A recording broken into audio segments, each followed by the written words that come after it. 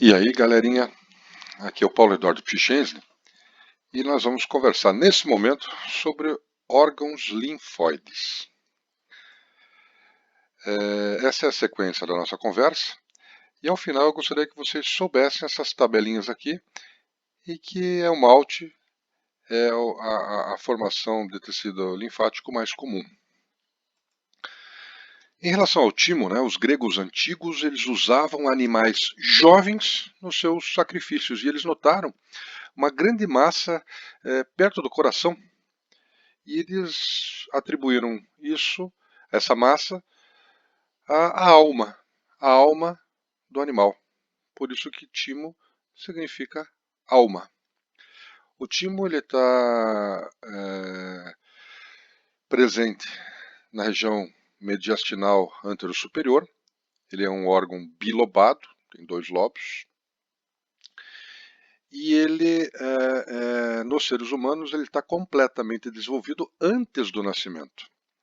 E provavelmente pela ação dos hormônios sexuais, ali na época da puberdade, o timo vai sofrendo uma involução ou atrofia, com uma lenta substituição do seu parênquima linfóide por tecido adiposo unilocular. Apesar da diminuição progressiva do timo, os linfócitos tímicos continuam a se diferenciar, a se proliferar, mantendo assim uma fonte de linfócitos T de tatu por toda a vida. No timo, há um predomínio de linfócitos T. Tem também linfócitos B, tem macrófagos, células dendríticas, mas predominam os linfócitos T. Por isso que histologicamente, no timo não tem folículos linfáticos. Lembrem que os folículos linfáticos são bolinhas. Se são bolinhas, começam com B, então nos folículos linfáticos você tem o predomínio de linfócitos B de bola. Como no timo inteiro há um predomínio de linfócito T de tatu, não existem áreas onde predominam linfócitos B de bola, logo não existem folículos linfáticos. A grande função do timo é a maturação do linfócito T de tatu, chamado de timócito. O linfócito T de tatu no timo é chamado de timócito. O timo é um órgão linfático capsulado. Ele tem uma cápsula de tecido conjuntivo que o delimita. E desta cápsula conjuntiva partem trabéculas, septos, que contêm vasos sanguíneos, linfáticos, nervos, e que delimitam lóbulos. Cada lóbulo é composto por uma região, uma zona cortical, periférica, e uma zona mais clara, central, zona medular. Então, o lóbulo tem uma zona cortical e uma zona medular. A zona periférica é a zona cortical, a zona central mais clara é a zona medular. Estas duas zonas têm basicamente as mesmas células, os timócitos. A diferença é que na região cortical existe uma maior concentração de linfócitos T de tatu, de timócitos. Nesse corte, nós vemos então a cápsula, as trabéculas com vasos e nervos, aqui algumas células adiposas, e nós conseguimos delimitar aqui o lóbulo tímico, delimitado pelas trabéculas conjuntivas que saem da cápsula. O lóbulo apresenta uma região central, que é a medula, e uma região periférica, que é o córtex tímico. Na região medular existem umas células muito importantes, que são os corpúsculos de Rassal, que nós vamos conversar em breve. Então nós temos o nosso lóbulo delimitado pelas trabéculas. Vamos pegar essa região aqui e nós vamos ampliar, e quando a gente amplia, nós descobrimos sacos, isso mesmo que eu falei, cheios de linfócitos T de tatu. E esses sacos são formados por essas células chamadas células reticulares epiteliais, que a partir de agora nós vamos chamar de CRE, células reticulares epiteliais. Então, diferentemente de outros tecidos linfáticos, os quais possuem uma rede fibrosa de fibras reticulares, a estrutura do tecido tímico é constituída por essas CRS, pelas células reticulares epiteliais.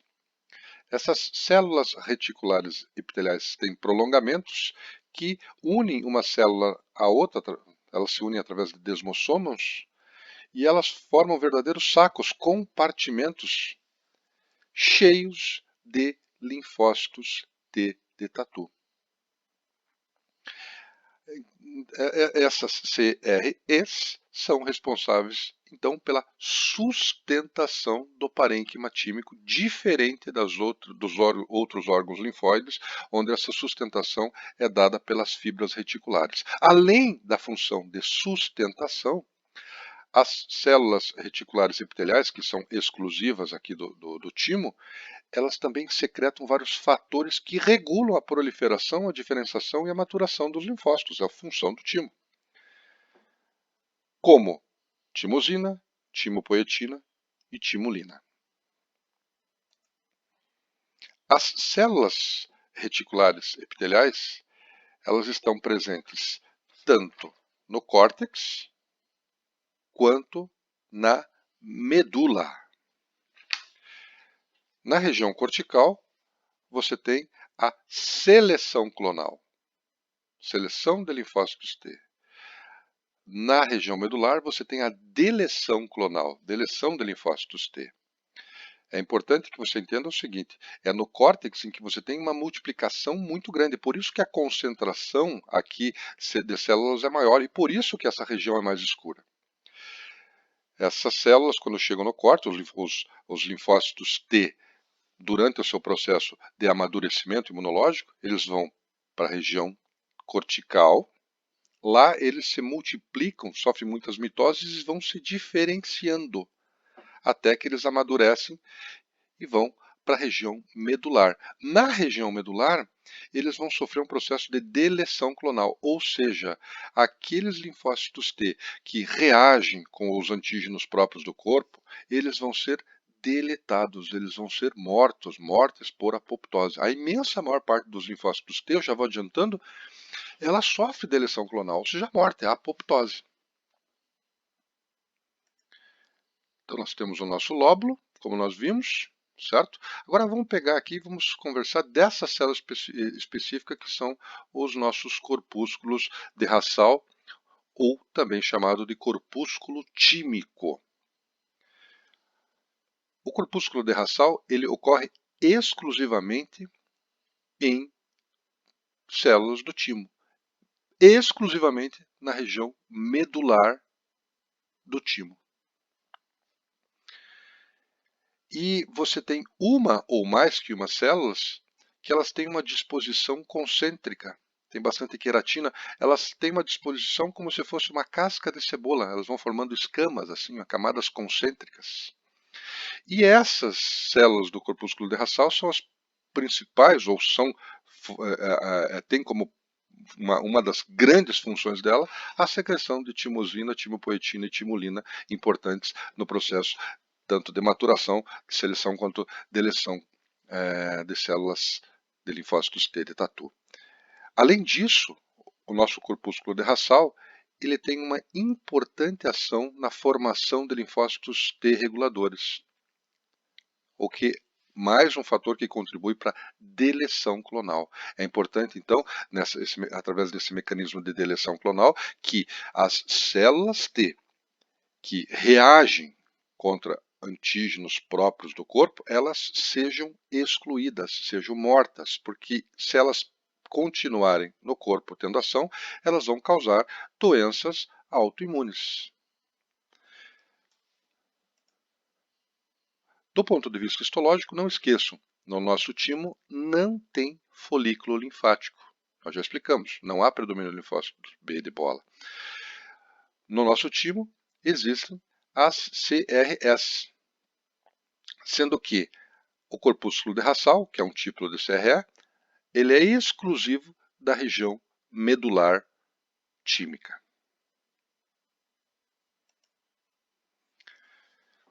Como nós já conversamos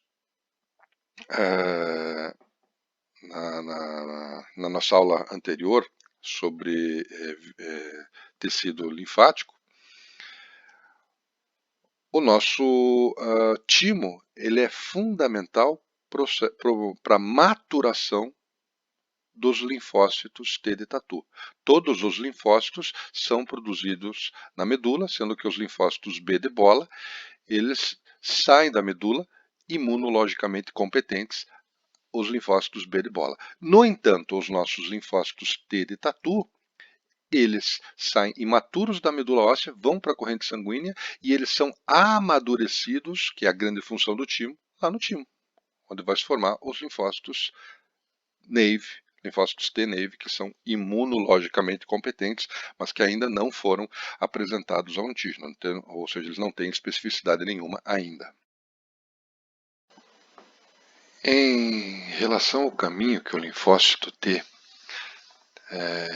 ele percorre desde o momento em que ele é produzido na medula óssea, ele é produzido na medula óssea, imunologicamente ainda incompetente, sai para o sangue, penetra no timo pela sua cápsula, através de artérias que penetram a cápsula, segue até as arteríolas trabeculares.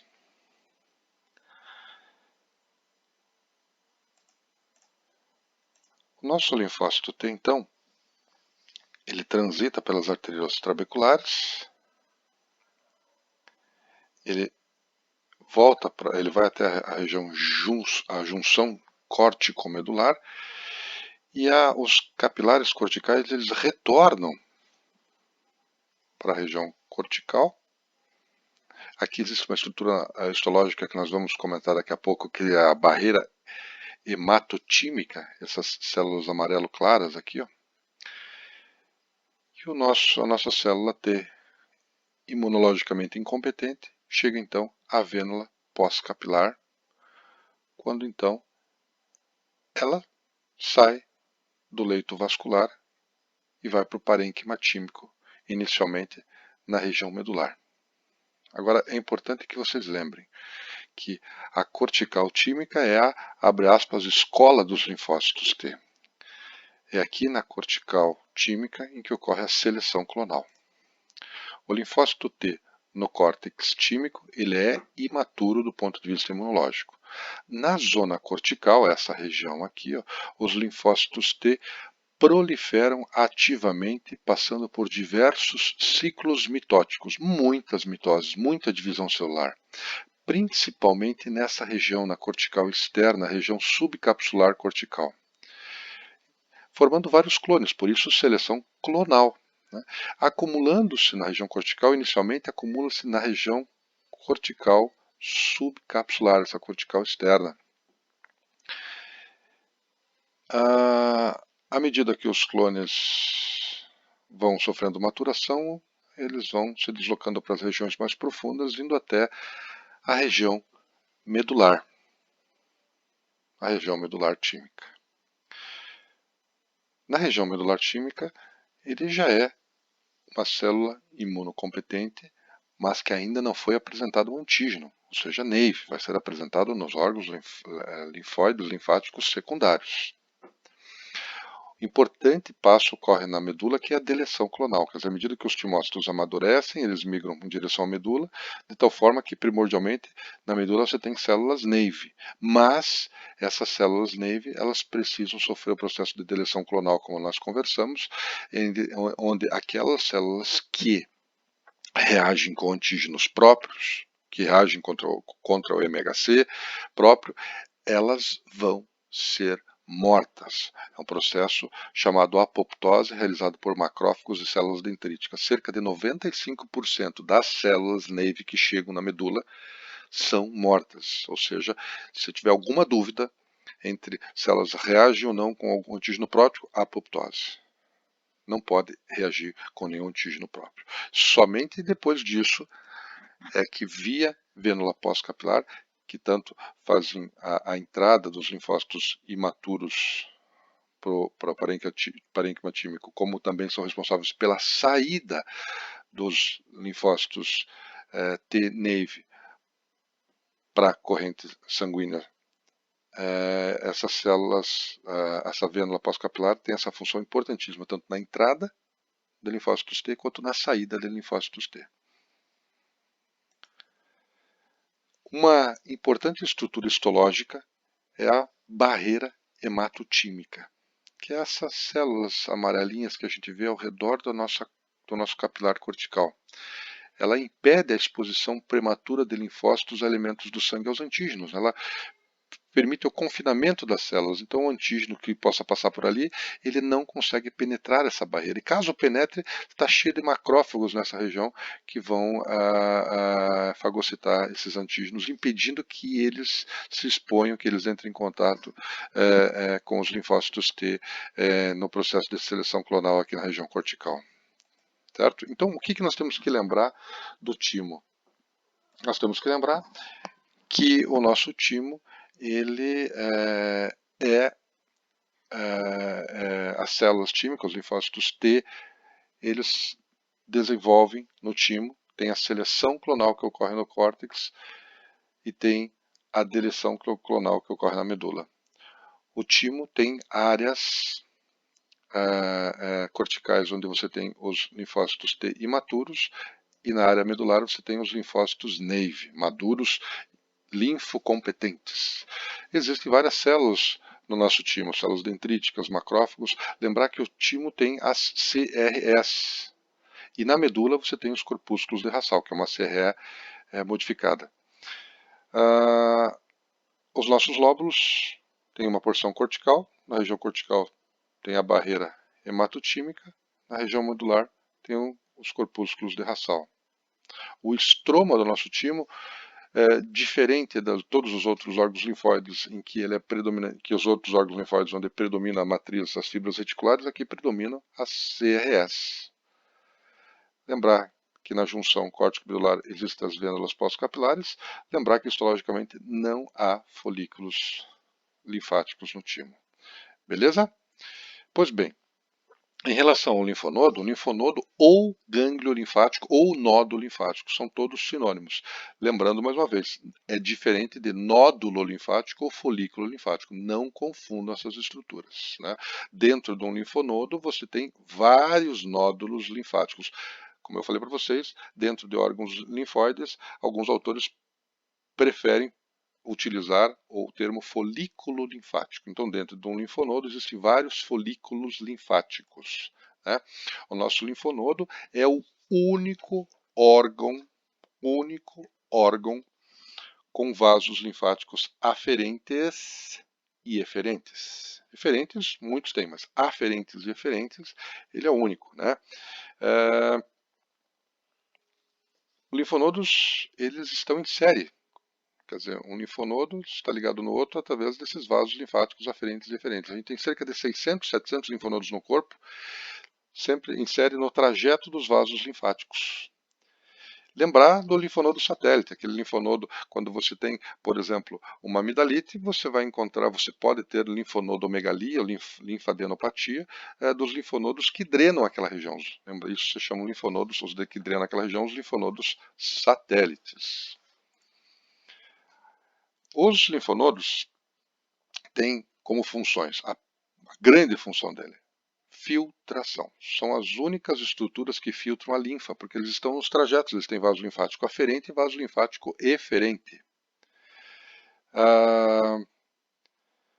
A passagem de linfa pelo linfonodo remove, através da fagocitose, os macrófagos fagocitam, são as principais células fagocíticas, eles fagocitam a imensa maior parte das moléculas estranhas dos micro-organismos. Além disso, os linfonodos eles permitem a diferenciação dos linfócitos. É o principal local para a proliferação de linfócitos. Eles são os órgãos linfóides secundários. Então, cabe a eles apresentar o antígeno para os linfócitos, para que esses linfócitos, então, iniciem, tanto T quanto B, o processo de expansão clonal, como a gente já conversou. Então, essa diferenciação do linfócito, essa expansão clonal, ela ocorre muito, é o principal local onde ocorre essa expansão clonal. Ele tem uma função de armazenamento e recirculação de linfócitos T. Então, vários linfócitos ficam armazenados naquela região. E tem uma importante função na síntese de imunoglobulina, ou seja, na expansão clonal,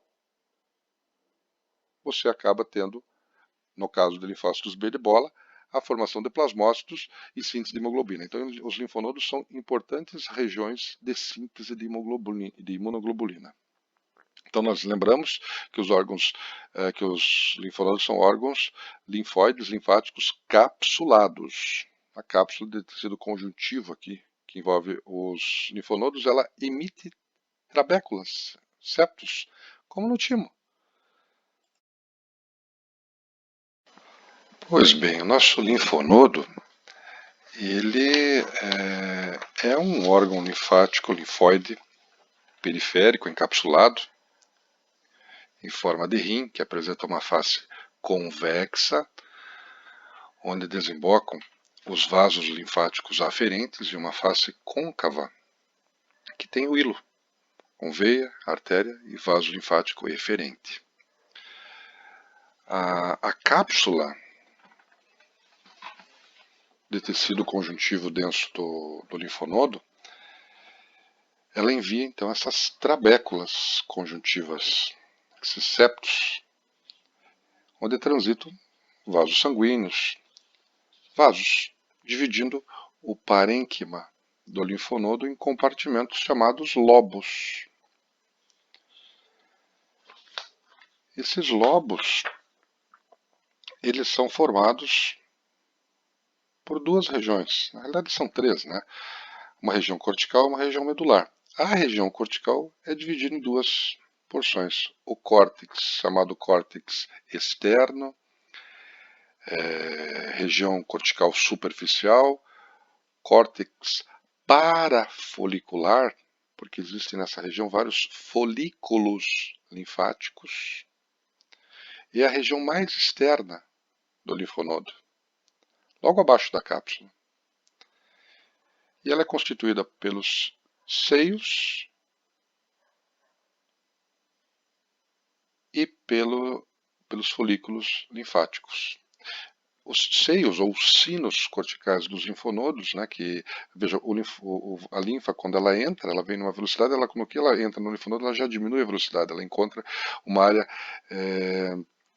mais dilatada, que é o seio subcapsular, ou também chamado marginal. E essa linfa já ir direto para o seio trabecular, mas ela pode, a linfa ir para o seio subcapsular e desce para o seio trabecular, ou já vai direto para o seio trabecular aqui, ó. Esses espaços, esses seios, eles são circulados, são delimitados por um endotélio com vários poros, ou seja, o termo histológico é descontínuo e sem lâmina basal. Isso facilita muito o trânsito de macrófagos e de linfócitos. Nessa região do córtex externo, então, existem os folículos linfáticos. Folículos linfáticos. Então, vocês lembrem que onde tem folículo linfático, você tem uma área onde predomina linfócitos B de bola. Nas regiões de arranjo de tecido linfático difuso, você tem um predomínio de linfócitos T de tatu, certo? Nessa região entre o córtex externo e a região medular, se chama córtex interno, se chama paracórtex, região paracortical, região cortical profunda, ou a região de células T, zona de células T. Então, uma zona de célula T. Essa região intermediária, entre o córtex externo e a região medular, ela não apresenta folículos linfáticos.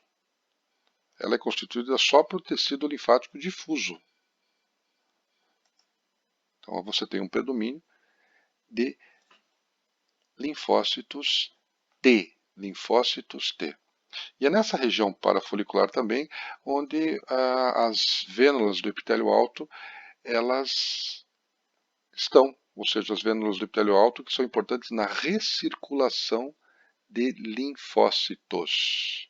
Nessa região paracortical também, você tem uma grande quantidade de linfócitos T helpers, os CD4 positivos, né? Essa é a zona em que principalmente as células, os linfócitos T helpers CD4 positivos, lembram os T helpers, eles interagem com os linfócitos B para induzir aquela proliferação e diferenciação quando expostas ao antígeno proteico, quando os linfócitos B são expostos ao antígeno proteico. Vocês lembram? E abaixo aqui você encontra a medula, então a região cortical externa, região cortical interna, essa é parafolicular, essa é paracortical, e a região medular. A região medular ela é formada por esses cordões medulares e pelos seios medulares. Os cordões medulares são essas faixas irregulares de tecido linfóide denso, que são basicamente constituídas por linfócitos B de bola. Aliás, os plasmócitos geralmente são mais numerosos na medular do que na cortical. Essa região desses cordões medulares também são ricas em macrófagos que projetam os seus pseudópodos por entre as células reticulares que revestem esses seios medulares, e esses macrófagos, então, eles, com uma certa facilidade, eles conseguem fagocitar antígenos e partículas estranhas, filtrando dessa forma a linfa, né? E os seios medulares são esses espaços que separam os cordões medulares. Histologicamente são iguaizinhos, todos os seios, tanto o seio subcapsular, trabecular, seio medular, histologicamente é a mesma coisa, né? Todos constituídos da mesma forma. Quando a linfa entra no linfonodo, ela segue esse trajeto, ela vem pelo vaso linfático aferente, entra no seio subcapsular, no seio peritrabecular, podendo sair para os cordões medulares ou não. Depois ela se dirige ao seio medular e ao vaso linfático eferente. Esse é o trajeto da circulação linfática nos linfonodos. Nós não podemos esquecer das vênulas do epitélio alto, que situam-se aqui na região paracortical, rica em linfócitos T, e que permitem que linfócitos tanto B de bola quanto T de tatu recirculem. Quer dizer, a recirculação ela pode ocorrer via sanguínea, importante as veias do epitélio alto, tanto para a saída quanto para a entrada de linfócitos T e linfócitos B, quanto por via linfática. Essa recirculação é sanguínea e linfática. O que nós temos que lembrar dos linfonodos? O linfonodo, importantíssimo na imunocompetência para antígeno da linfa, ou seja, os linfonodos eles se diferenciam linfócitos, eles armazenam linfócitos, eles secretam anticorpos, importantíssimo na filtragem de linfa. Você tem algumas regiões que são predomínio de linfócitos B de bola, outras regiões que predominam linfócitos T de tatu. Essas regiões onde predominam linfócitos T de tatu, elas são chamadas regiões timodependentes. Então, no córtex externo, a região parafolicular, no córtex externo, no folículo linfático, bolinha, predomina B de bola. No córtex externo parafolicular, tecido linfóide denso difuso internodular, T de tatu. No córtex interno paracortical, tecido linfóide difuso, T de tatu. E na região medular do linfonodo, cordões medulares, B de bola. O linfonodo tem, então, a sua porção cortical, o estroma dele é formado por fibras reticulares, diferente do nosso timo em que você predominava as CRS. Aqui ele volta ao tradicional, predomínio de fibras reticulares.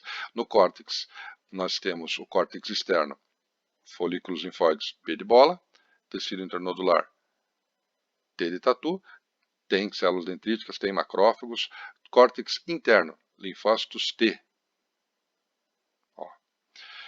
Tem as vênulas do endotélio alto. Também tem células dendríticas, macrófagos. Aqui são as células dendríticas foliculares. Elas têm uma diferença funcional importante, mas não vamos entrar em detalhe nesse momento. Na medula, cordões medulares, predominam linfócitos B de bola, tem muitos plasmócitos, né? Predomina B de bola com muitos plasmócitos, os macrófagos são muito atuantes, lembra que os pseudópodos eles penetram dentro do seio medular. E os seios medulares, células endoteliais, e os macrófagos também dentro deles.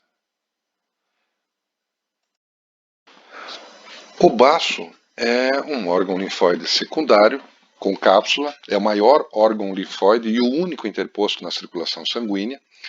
Ele tem aproximadamente o tamanho de um punho fechado, situado no quadrante superior esquerdo, protegido pelo gradil costal. Apesar de exercer funções importantes, ele não é vital, podendo ser removido, né, e a cirurgia que remove o baço se chama esplenectomia.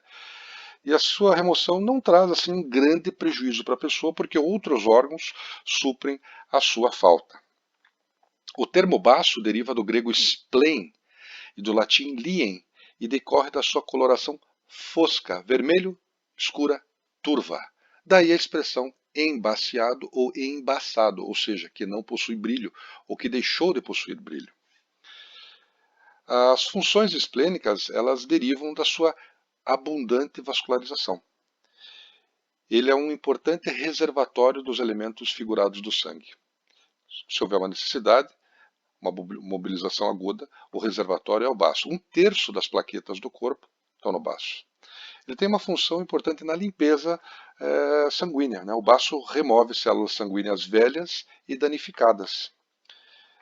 Isso ocorre em virtude da rica rede de células fagocitárias, né? E do contato íntimo entre o sangue e essas células. O baço ele é importante na hemocaterese, ou seja, destruição de eritrócitos desgastados, danificados, né? E quando os macrófagos dos cordões esplênicos fagocitam hemácias ou fragmentos de hemácias, né, hemácias desgastadas, essas hemácias elas são digeridas pelos lisossomas dos macrófagos e um dos seus produtos é a hemoglobina.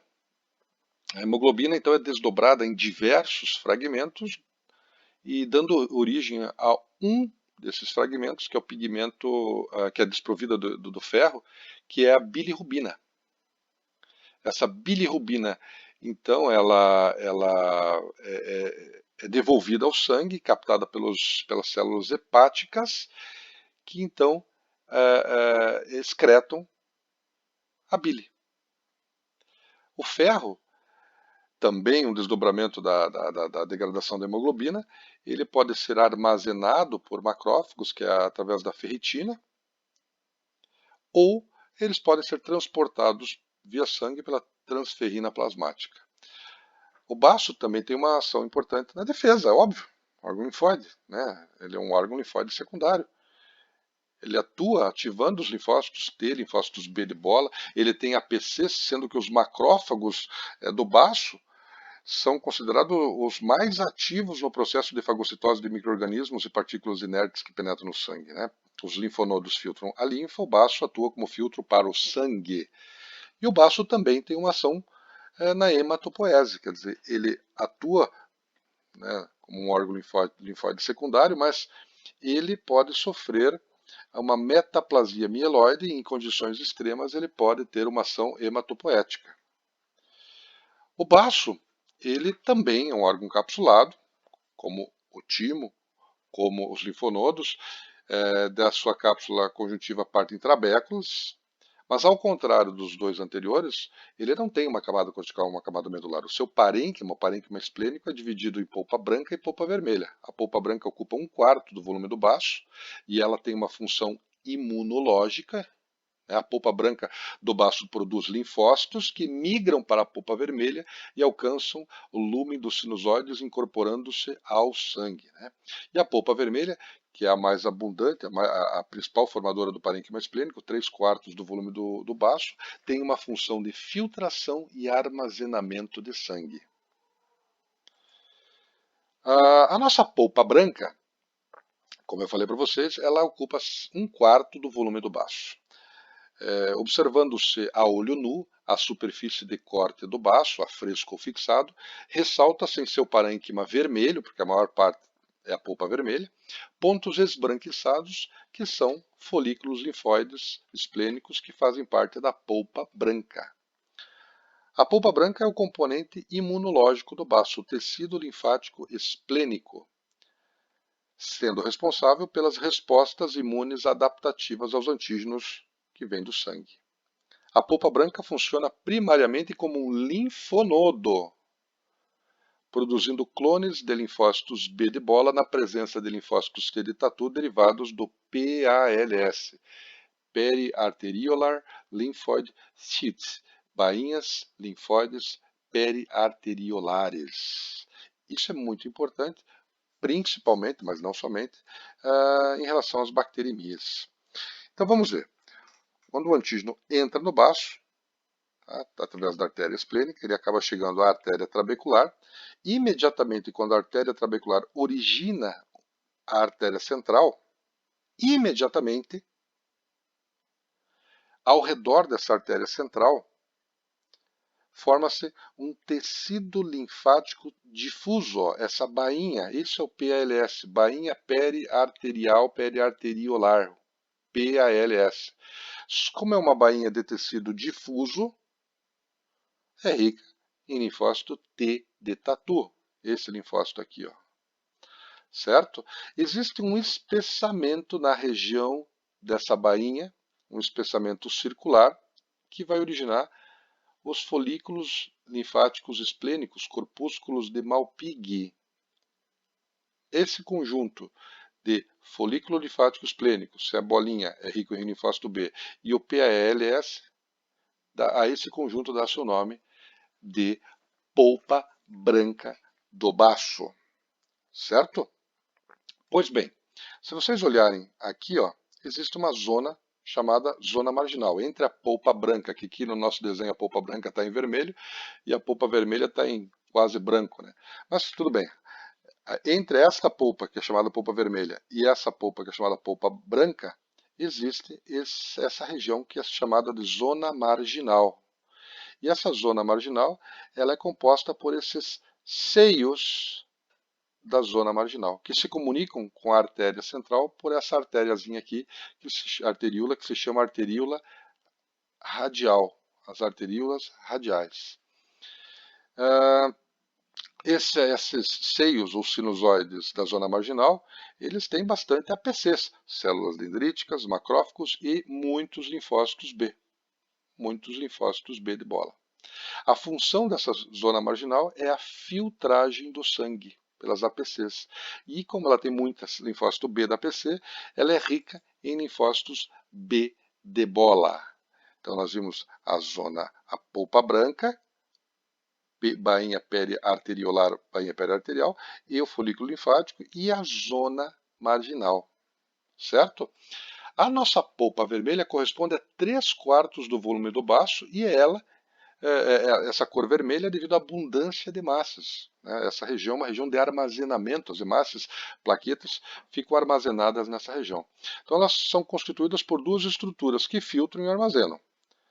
A primeira estrutura são os sinusoides ou seios esplênicos.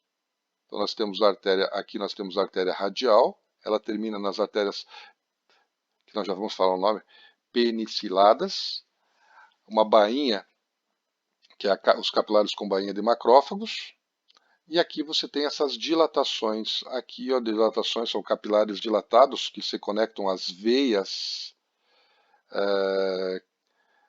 do baço.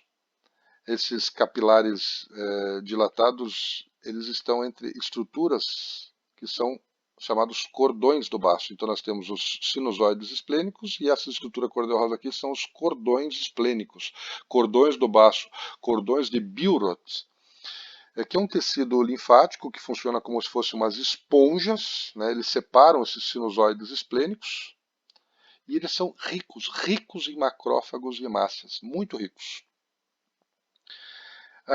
Como eu falei para vocês, existe logo um pouquinho antes dos seios sinusoides esplênicos, existem os capilares com bainha de macrófagos. Então nós temos aqui a nossa artéria penicilada, os capilares com bainha de macrófagos, os sinusoides esplênicos e os cordões esplênicos. Esses macrófagos aqui, obviamente, macrófago fagocita. Então, a remoção de células velhas e partículas do sangue realizadas por essa rica rede de macrófagos que tem no nosso baço. A arquitetura do baço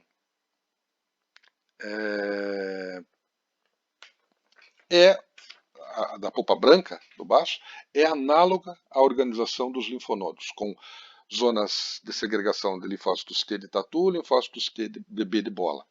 Essa segregação de linfócitos, tanto nas PALS, dos linfócitos T na PALS, dos linfócitos B nos folículos linfáticos, zonas marginais, é um processo altamente regulado, dependente da produção de diferentes citocinas e quimiocinas pelas células estromais nessas diferentes áreas, análogos ao que ocorre nos linfonodos. Então vamos rever falando da microcirculação esplênica. Então, veja bem, nós temos a nossa artéria esplênica aqui, essa artéria esplênica, então, ela vai penetrando, aqui nós temos a trabécula, originando a artéria trabecular. A artéria trabecular origina a artéria central, essa artéria central, imediatamente, elas são envolvidas por uma bainha de linfócitos de tecido linfático difuso, chamada bainha linfática periarterial ou periarteriolar, também chamado de PALS, rica em linfócitos T. Há um espessamento desse PALS, dessa bainha, um espessamento circular, formando o folículo linfático esplênico. Isso é um folículo, bolinha, rico em linfócito B.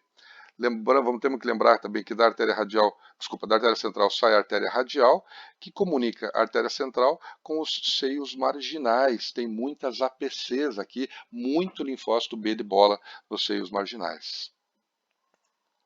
Então a polpa branca é formada pelo PALS e pelo folículo linfático esplênico. Essa é a polpa branca.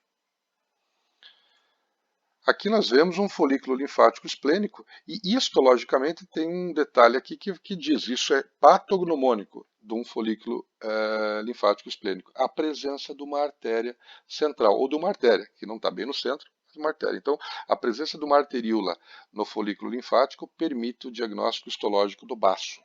Então, esse é um folículo linfático do baço.